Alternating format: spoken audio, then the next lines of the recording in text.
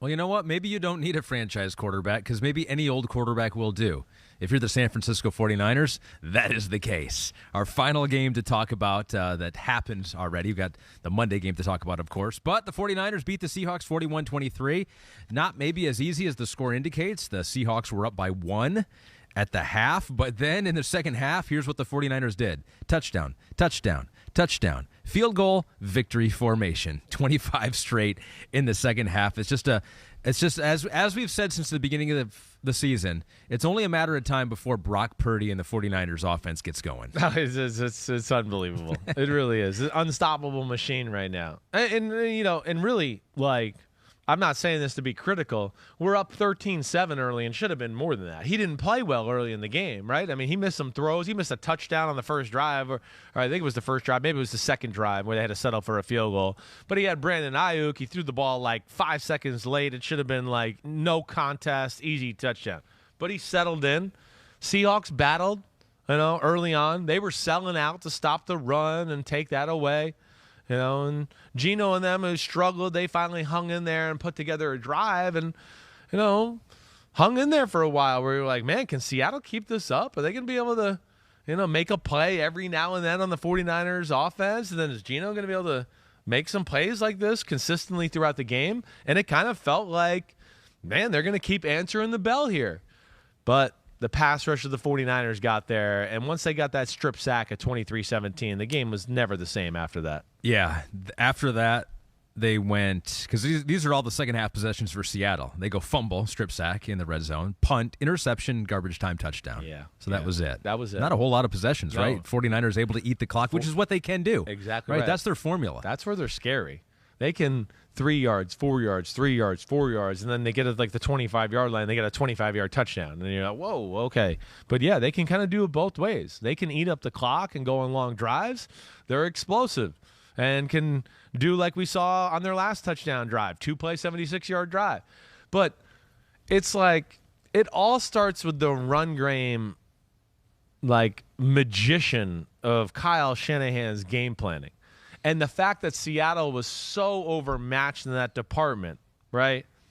That we're sitting there watching the game. We made a tape for the pregame show on Saturday night before the Chargers-Jaguars. And they usually come to me, hey, what do you think the tape is for the 49ers game? What's the thought? And I was like, running the ball and crossing routes. Because, I mean, every ball he threw was Kittle across the middle, Ayuk across the middle, this guy across the middle.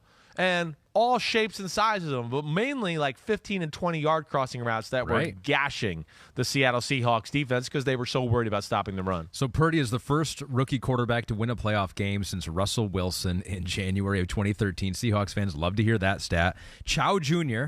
says what you just mentioned. Purdy threw 10 times over 20 yards in the game.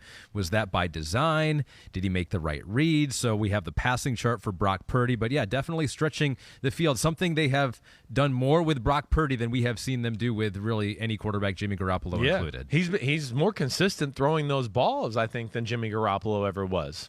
He has great control that way. And what I think they did there, that was by design. And it was by design because that's what the defense was telling Shanahan and company to do.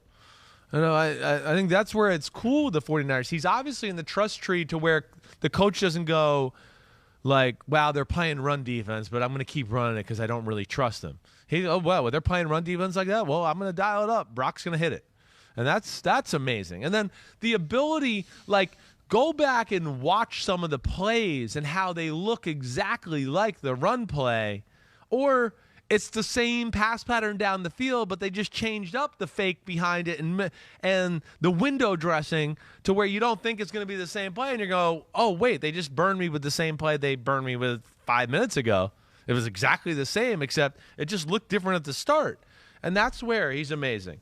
But, yeah, the running game and the deep crossers and everything worked. And everything then the defense works. Started to dominate, and it all started just falling together. Vish Kumaran, our guy Vish. What up, Vish? tweets us, says, has Brock Purdy done enough to be the starter for the 49ers next year? Is what he's doing a byproduct of the environment, or do you think there's sustenance to this insanely efficient offense with him under center? I think it is interesting. You hear some people talk, and they go, if Brock Purdy makes it to the Super Bowl with the 49ers, the job is his next year. And I'm like, well, we say that. And then, it makes one bad pass like Jimmy Garoppolo overshooting a receiver, and you're like, oh, he's not the guy. He didn't make it in the big moment. So I think it's always in question, but like, it's crazy to say, last pick of the NFL draft. Like, has he won the job going forward? Unless it's just a monumental like meltdown, he will be given the starting quarterback reps when they come back in OTAs and training camp. Definitely, yeah. Like, clearly they like something in him to draft him, even though it was a late round draft pick. You can just get some guys in free agency. This is why I was saying draft fucking Mac Jones.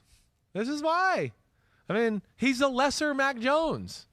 And yes, this is sustainable because as long as you're smart and have control of the football, Shanahan, the team they have, they don't ever make it all about the quarterback. So he's just going to be, hey, fuckhead, listen to this. I'm telling you the keys of the play right here. Watch this guy. If you could just listen to me, it'll be open, right? That's all he needs. Now, listen, if the offense and the team's not as good, Brock Purdy's not going to be the guy that's going to be like, hey, I'll scramble out of the pocket and throw sidearm lasers down the field and carry you that way. No, I don't think he's going to be that. He's a quarterback that needs a little bit of a formula for success. But the way their team looks right now, that formula is going to be there for a few years. And so that'll be interesting. It really will be. But, yeah, to that point, I think, unless he throws 4 picks and they lose one of these playoff games that way, I don't think there's any doubt that he's taking the first-team reps when they come back in the spring in the training camp. It's so funny. When you say he's a lesser Mac Jones, I can just hear people be like, lesser Mac? This guy's way better than Mac Jones, which, Don't if you would have said that I know. 5 weeks ago, people were like, who? Brock who? Well, don't fall into the trap. Again, we've seen this from Shanahan before. I'm starting to see Brock Purdy, his first 10 starts are the greatest first 10 starts in the history of football. And he's up there with quarterbacks that are like first ballot Hall of Famers, And that's that's the Shanahan effect. That's the genius of Shanahan. Nick Mullins went through the same type of thing. Now, I think this guy's a better player than Nick Mullins, right? And all of that. But, yeah, that's just, again, it's the NFL. The 49ers are making a habit of beating everybody by 20. It just doesn't happen. Give a lot of credit to Shanahan, yes, and Brock Purdy, but Christian McCaffrey is elite, and he was again. Get him in the open field. He had 119 yards rushing, had some in the pass game too, and then they got Debo back, and he seems probably as healthy as he's been. That 74-yard touchdown next gen stat said Debo reached the top speed at 20.3 miles per hour, the fastest he has been as a ball carrier all season long. Yeah, he's explosive. Those 3 healthy, Debo, Kittle, McCaffrey, and most importantly, the biggest thing is just the running game. That's when this all started to explode. When they kind of got the O-line figured out, McCaffrey got there, and they started to go, we can run right up the middle, and you know it, and I know it, and my mama knows it, and we're still going to get 8 yards. And when they started doing that, then it becomes, oh, shit, because everybody starts worrying about that, and then Shanahan can do all these things off of it that make them so tough. And they are definitely the hottest team in football and definitely the best team in football right now. I know the Eagles are the number 1 seed, but we saw the Eagles kind of play unmotivated down the stretch.